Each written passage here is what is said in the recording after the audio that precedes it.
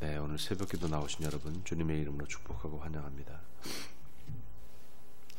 오늘 이제 마지막 13장 할 차례죠. 히브리서 13장이 참으로 중요한 장입니다. 왜냐하면 지금까지 믿음에 대해서 쭉 이야기를 하고 또 믿음의 선진들에 대해서 계속해서 언급을 했잖아요. 그리고 이제 맨 마지막에 예수 그리스도를 본받자 이렇게 말했죠. 자, 그 다음에 이제 13장에 와서는 실질적인 우리 성도의 삶에서 어떻게 하면 그 하나님의 백성으로서 하나님께 영광을 돌리고 살 수 있는가, 그 실천 과제에 대해서 몇 가지 구체적인 사례를 들어서 이제 이야기를 하고 있습니다. 사실 우리가 어떤 이론을 그리고 어떤 지식을 아는 것은, 그 지식을 공부하는 것은 우리가 삶에서 그것을 적용하기 위함이죠. 그냥 지식에 그치면 그걸로 아무 유익이 없습니다. 예를 들면 우리가 예수를 믿잖아요. 예수 그리스도를 믿는단 말이죠. 그리고 예수 그리스도가 살았던 그 삶을 우리가 성경을 통해서 공부를 한단 말이죠. 그런데 예수님의 그 삶을 우리가 본받으려고 하지 않는다면, 그리고 우리가 예수님의 그 삶을 따라하지 않는다면 우리가 배우는 것이 무슨 유익이겠습니까?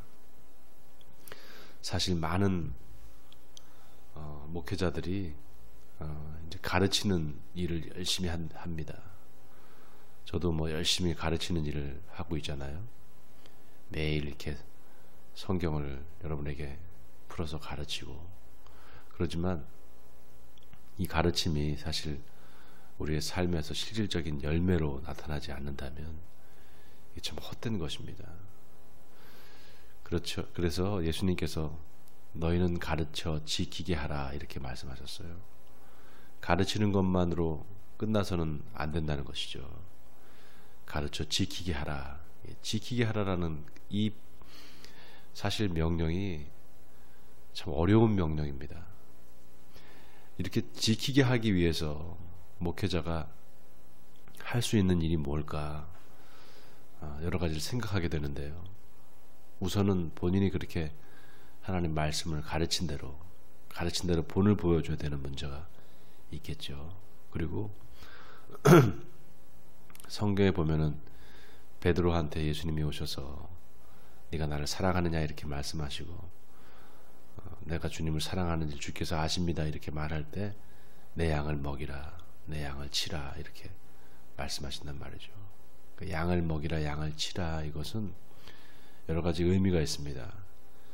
양을 먹이라는 것은 이제 말씀으로 양육하라는 거잖아요. 양을 치라, 이것은 사실 양들이 자꾸 이제 자기 멋대로 마음대로 막 자기 마음대로 나간단 말이죠. 그리고 말을 잘 안 듣고 이렇게 딴 데로 빠지고 그러면 잘못하면 위험에 빠질 수 있잖아요. 예를 들면 뭐 그 무리를 이탈해서 어디 딴 데로 간다든가 그러면 뭐 맹수의 밥이 될 수 있잖아요. 그렇기 때문에 그 양무리를 친다라는 것은 양이 어디로 가지 못하게 이렇게 막대기로 양을 모는 것을 이야기합니다. 그리고 양을 칠 때 또 맹수가 와서 달려들면 그 양을 해하는 맹수와 싸워야 된단 말이죠. 예를 들면 사탄 마귀가 어떻게 하든지 그 하나님의 백성들을 타락하게 만들고 하나님으로부터 멀어지게 하려고 온갖 유혹과 온갖 시험을 다 준단 말이죠. 그럴 때 그 마귀와의 싸움에서 이겨야 됩니다. 그러려면 목회자가 그런 어떤 영적인 전투에 능한 사람이 되어야 된다는 거잖아요. 그래야지만 가르쳐 지키게 할 수가 있습니다. 그 일이 참 어려운 일이죠. 또 이제 성도들도 마찬가지예요. 목회자의 어떤 그런 목회 방식에 좀 따라와 줘야 되고, 그리고 그래야지만 교회가 질서가 잡히고 갈 수가 있단 말이죠. 근데 그 교회의 분쟁을 야기시키는 여러 가지 요인들이 있습니다. 근데 그런 것들을 우리가 영적인 분별력이 없이 그렇게 하다 보면 자꾸 마귀의 시험에 넘어가게 되고 교회가 분열되고 교회가 깨지는 경우가 많아요. 그래서 늘 영적인 분별력을 가질 필요가 있습니다. 또 기도해야 되고요. 자, 오늘 히브리서 기자가 몇 가지 이야기를 이제 하고 있습니다. 성도의 생활 지침이 어때야 되는가? 먼저는 형제와의 관계에서, 형제 자매와의 관계에서, 그러니까 믿는 형제와 자매죠. 믿는 형제와 자매의 관계에서 어떻게 해야 되느냐? 손님 대접하기를 잊지 말라, 이렇게 말합니다. 유대인들, 특히 이제 그 팔레스타인 지방에 그 유목 생활을 하던 사람들, 그런 사람들은 손님이 왔을 때 그 손님을 아주 극진하게 대접해야 되는 그런 문화적인 배경이 있었어요. 우리나라도 마찬가지죠. 우리나라도 손님을 잘 맞이하는 그런 아름다운 문화가 있잖아요. 이 유대인들, 특히 처음에 초대 기독교 공동체에서 사실 많은 사람들이, 가난한 사람들이 많았잖아요. 그래서 그 가난한 사람들을 서로 돌보고 그렇게 손님을 대접하는 이 교회의 그 나눔, 그러니까 이제 코이노니아, 그 다음에 디아코니아, 봉사와 섬김, 이런 것들이 굉장히 그 교회를 든든하게 세워가는데 굉장히 중요한 요소였습니다. 그래서 손님 대접하기를 잊지 말라, 이렇게 말하면서 뭐라고 얘기하는가 하면, 부지 중에 천사들을 대접한 이들이 있었느니라, 이렇게 말합니다. 천사를 대접한 사람들이 있었다는 게, 이게 누구를 얘기하는 걸까요, 여러분? 네? 아브라함이 부지 중에 천사를 대접했잖아요. 그래서 그 천사로부터 놀라운 약속의 말씀을 받잖아요. 네가 내년 이맘때에 하나님께서 생명을 너에게 주실 것이다, 아들을 주실 것이다, 이런 놀라운 그 약속의 말씀을 받는단 말이죠. 자, 그렇게 해서 우리도 손님 대접하기를 힘써야 된다는 것이죠. 그 다음에 이제 두 번째로 배우자와의 관계에서 어떻게 해야 되는가라는 것을 이야기하고 있습니다. 오늘 4절에 보니까 결혼을 귀히 여기고 침소를 더럽히지 않게 하라. 음행하는 자들과 간음하는 자들을 하나님께서 심판하실 것이다. 이 결혼 제도는 하나님께서 만드신 제도입니다. 그런데 이 결혼 제도가 사실 많이 이제 어떻게 보면 무너졌다고 해야 될까요? 그건 이제 우리 인간의 어떻게 보면 그 완악함 때문에 결혼 제도가 이제 무너지면서, 그 완악함이라는 것은 다른 것이 아닙니다. 인간의 욕심이죠. 정욕에 따른 욕심. 그러다 보니까 서로 이제 같이 살다가 헤어지기도 하고, 또 여러 가지 이제 가정의 문제 때문에 가정이 파괴되는 그런 경우가 많습니다. 성경에 보면 예수님께서 그 결혼 제도에 대해서 간단히 언급하신 게 있어요. 몇 번씩 결혼하고 이혼하고 그렇게 이제 했던 유대인들이 모세의 그 결혼 제도에 대해서 예수님한테 물어봅니다. 그 남편이 있는데 또 아내가 있는데 서로 그 남편과 아내가 그 서로 이혼하기를 원한다고 했을 때는 이혼 증서를 써주라. 그것이 이제 모세의 율법입니다. 모세의 율법인데, 그 모세의 율법을 사실은 원래 그 모세의 율법의 그 원 취지는 그렇게 마음대로 이혼하고 그런 게 자유롭게 할 수 있다, 이런 뜻으로 그 제도를 만든 것이 아니었어요. 예수님께서 뭐라고 말씀하시는가 하면, 그거는 너희들의 완악함 때문에 그렇게 한 것이다라는 거예요. 그 완악함이라는 건 뭐냐면, 남자가 외도를 한단 말이죠. 그 당시에 그 예수님 시대에는 이 좀 돈이 있고 유력한 남자들은 부인을 여럿을 뒀어요. 일부 다처제를, 그게 공식적으로 허락되어 있는 건 아니었음에도 불구하고 그게 관행이었습니다. 그래서 많은 재력가들은 뭐 아내를 여럿을 두고 뭐 그런 혼인 생활을 했단 말이죠. 그런 것이 이제 어떻게 보면 인간의 완악함 때문이죠. 욕심 때문이죠. 그래서 예수님께서 그걸 질책하시면서 너희들의 완악함 때문에 그렇게 한 것인데 그것이 아니다라고 말씀하십니다. 그리고 뭐라고 말씀하시는가 하면은 누구든지 사람을 인하여 그 음욕을 품는 것, 그것도 사실 그것도 죄다 이렇게 말씀하시잖아요. 그러니까 원래 하나님께서 이 남자와 여자를 만드시고 그 결혼 제도를 축복하신 거에는 또 놀라운 하나님의 섭리가 있습니다. 이러므로 남자가 그 부모를 떠나서 여자와 합하여 한 몸을 이룰지니 이러므로 사람이 하나님께서 맺어주신 것을 사람이 나눌지 못할지니라 라는 또 예수님의 말씀이 있어요. 그것이 여러분 의미하는 바를 여러분 아시죠? 결혼 제도가 신성한 그런 하나님께서 정하신 제도이다라는 뜻도 있지만 거기에는 놀라운 영적인 비밀이 숨겨져 있습니다. 하나님께서 예수 그리스도를 이 땅에 보내주신 그 사역이 마치 남자가 그 부모를 떠나서 아내와 합하여 한 몸을 이룬다라는 그 예수님의 말 속에 담겨 있잖아요.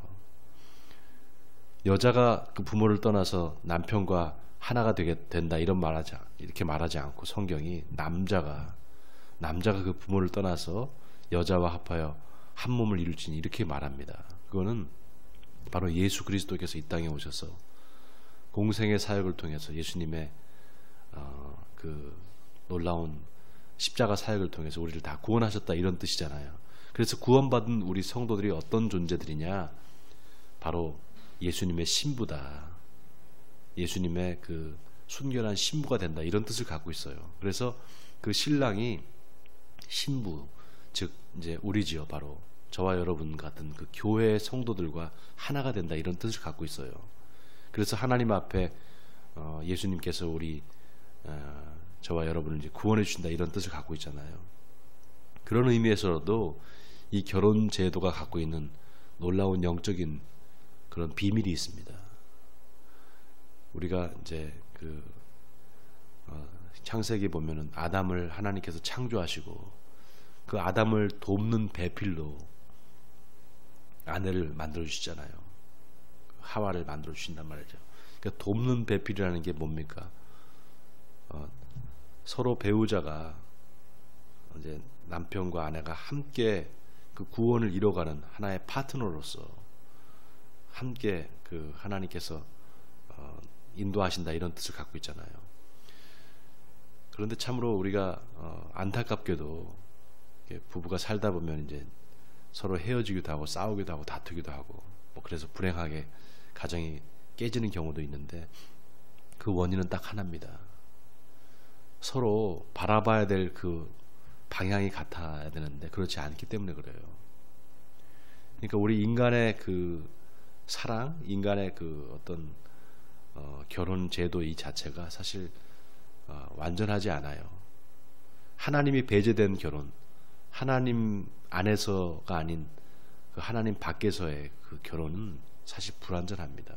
그렇기 때문에 우리가 하나님께 우리 시선이 고정돼 있어야 돼요.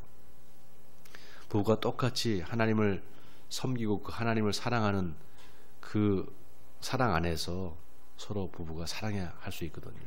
그게 안 되면 참 어렵단 말이죠. 그래서 우리가 그 부분에 늘 기도해야 돼요. 아내를 위해서, 남편을 위해서 기도해야 될 부분이 바로 그겁니다. 자, 이 결혼 제도, 하나님께서 구원하시기 위한, 우리 인간을 구원하시기 위한 예수님의 그 놀라운 공생의 사역이 결혼 제도와 함께 결부되어서 이렇게 성경이 이야기하고 있다는 사실을 여러분들이 기억하시기 바랍니다. 그리고 오늘 5절에 보니까 너 돈을 사랑하지 말아라. 돈을 사랑하는 것을 일만하게 뿌리라고 말했죠. 사도 바울이 그렇게 말했습니다. 왜 이 돈을 사랑하는 것이 일만하게 뿌리냐?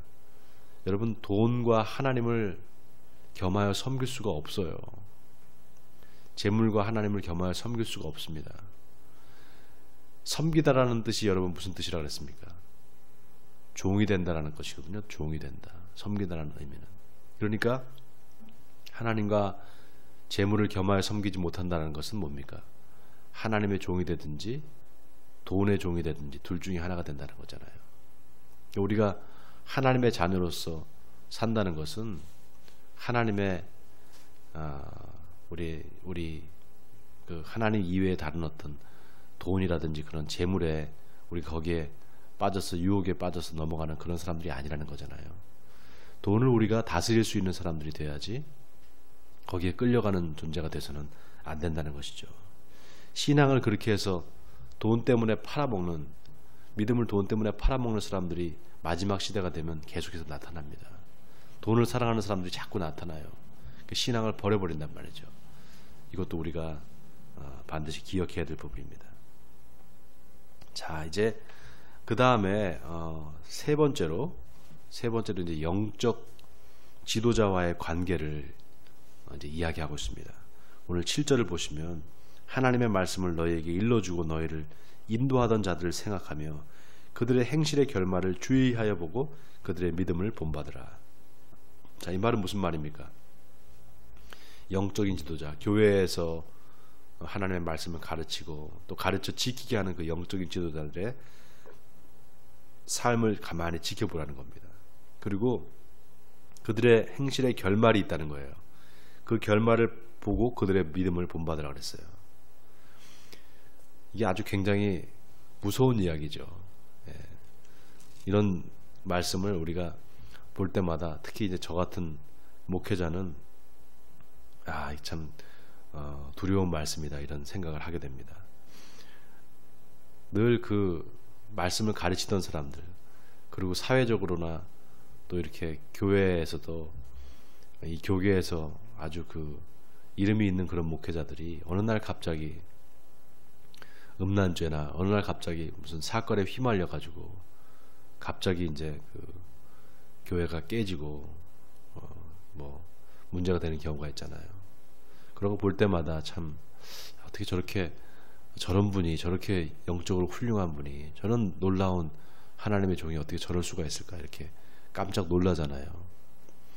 그러니까 어떻습니까? 그런 걸 볼 때마다 이 사람을 좀 끝까지 봐야 되겠다. 저 사람이 정말 하나님 말씀대로 사는 사람인지 아닌 사람, 그냥 말만 그렇게 하는 건지 봐야 되겠다 이렇게 생각하게 되잖아요. 여러분, 나무는 그 열매로서 나타납니다. 나무는 열매를 봐서 그 나무가 어떤 나무인 줄 알아요. 그러니까 목회자의 삶을 보면 그 사람의 삶에 열매가 있는지 아니면 열매가 없는지를 보면은 알 수 있습니다. 그걸로 내가 이 목사님 밑에서 신앙생활을 해야 되는가 말아야 되는가를 그때 결정하셔야 돼요. 제가 이런 말을 하지만 참 저도 두려웠고 떨리는 마음으로 이런 말을 합니다. 여러분들에게 늘 본이 되지 못하고 또 한 번씩 인간적인 약한 모습이 드러날 때마다 내가 아직 멀었구나 이런 생각을 하는데, 여러분들이 또 그럼에도 불구하고 저를 목회자로 이렇게 생각하시고 따라오시는 걸 보면 참 감사하다는 생각도 들고, 또 함께 우리가 하나님 말씀 안에서 서로 되어져 가는 존재로, 이미 완성된 사람들이 아니기 때문에 되어져 가는 사람들로서 서 있다라는 생각을 하게 됩니다. 자, 그 8절에 그리고 뭐라고 얘기하는가 하면 예수 그리스도는 언제나 어제나 오늘이나 영원토록 동일하시니라 이렇게 말했습니다.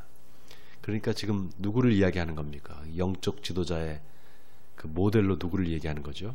바로 예수님을 얘기하는 거죠. 예수님을 보라는 거죠. 어제나 오늘이나 영원토록 한결같으신 분이다. 한결같이 우리를 사랑하시고 한결같이 우리를 보고 계시고 늘 함께 하시는 분, 바로 예수님이시죠.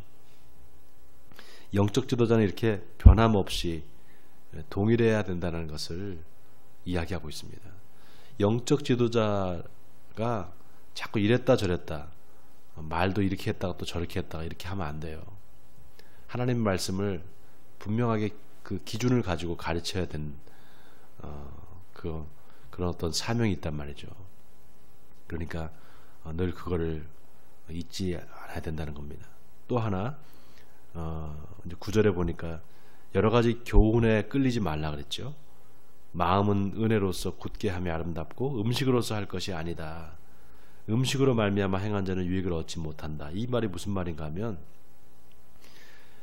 이 히브리서 기자가 이 히브리서를 쓸 당시에 이 히브리서를 보는 사람들, 그 수신자들의 상태가 어땠는가 하면은 예수 그리스도를 믿다가 어느 날 갑자기 다시 유대교로 돌아가는 그런 사람들이 생겼어요. 그러니까 배교하는 사람들이.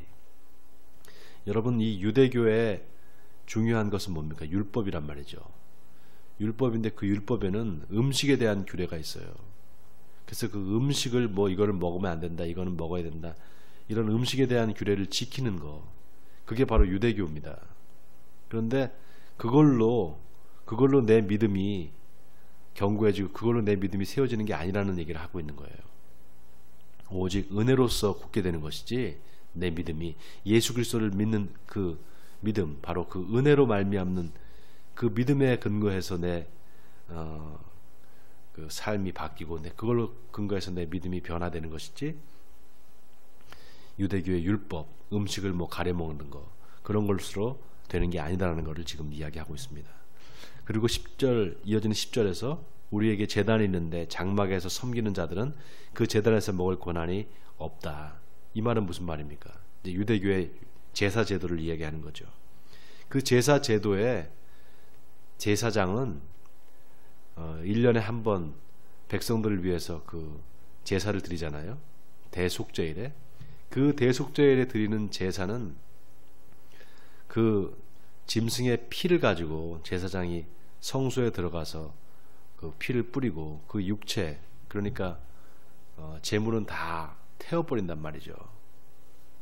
태워버리기 때문에 제사장이 먹을 게 없잖아요. 네. 자, 그런데 보세요.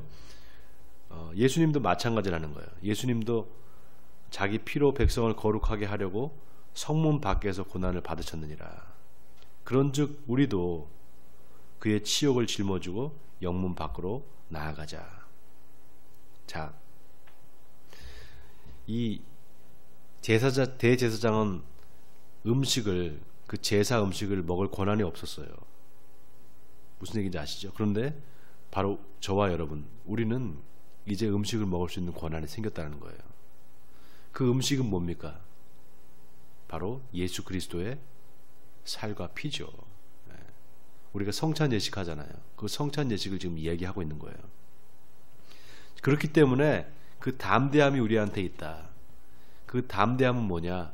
치욕을 무릅쓰고 가서 예수님 십자가에 달려서 돌아가신 것처럼 우리도 그 예수님의 십자가의 길을 걸어갈 수 있다. 이렇게 지금 이야기하는 겁니다. 우리에게 도전하고 있는 거죠.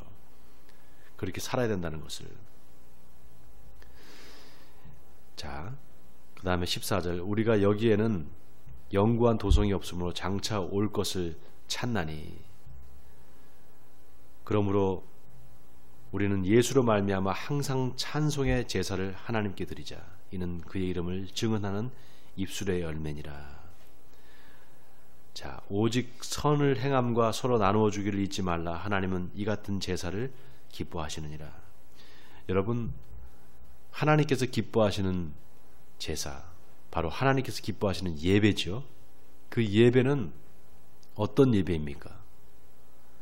예수 그리스도를 제물 삼아 드리는 예배. 예수 그리스도를 예물 삼아서 드리는 예배를 하나님께서 기뻐하셔요.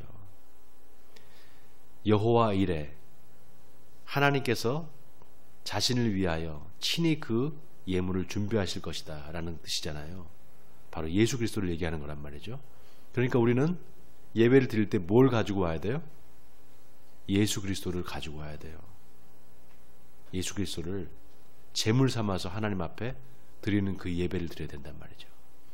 그렇기 때문에 우리는 그 예배는 어떤 예배인가?